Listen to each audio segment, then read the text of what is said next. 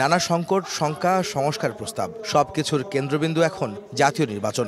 রাজনীতিকদের মতে দেশের চলমান সংকটের সমাধান হতে পারে একটি সুষ্ঠু অবাধ নির্বাচনের মধ্য দিয়ে। সেই নির্বাচন কবে হবে তা নিয়ে মতপার্থক্য আর যুক্তিতর্কে সরগরম রাজনৈতিক অঙ্গন।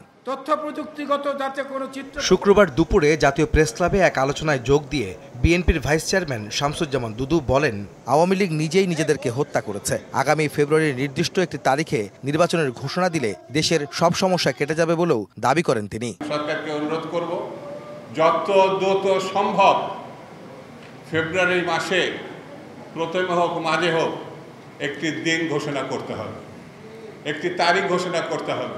তাহলে এখন যে অস্থিরতা এবং সংকট আমার মনে হয় অনেক অংশে সেটা কমে যাবে। এদিন নয়াপল্টনে দলের কেন্দ্রীয় কার্যালয়ে এক দোয়া মোনাজাত অনুষ্ঠানে যোগ দিয়ে বিএনপির সিনিয়র যুগ্ম মহাসচিব রুহুল কবির রিজভী বলেন, সংস্কার নিয়ে বিভ্রান্ত না করে দ্রুত নির্বাচন দিতে হবে। আগে সংস্কার ইত্যাদি ইত্যাদি কথা বলে এটা তো বিভ্রান্তি দিচ্ছে, এইভাবে জনগণকে বিভ্রান্ত করার চেষ্টা করছে।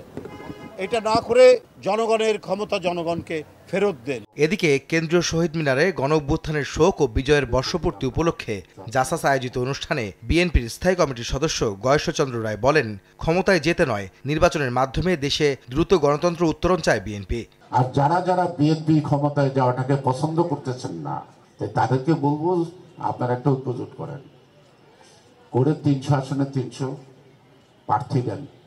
বিএনপি এককভাবে 300 আসনে প্রার্থী দেবে, লড়াইটাও হয়ে যাক। বিএনপি ক্ষমতায় যাওয়ার জন্য পাগল হয় নাই, বিএনপি গণতন্ত্র উদ্ধার করার জন্য পাগল হয়েছে।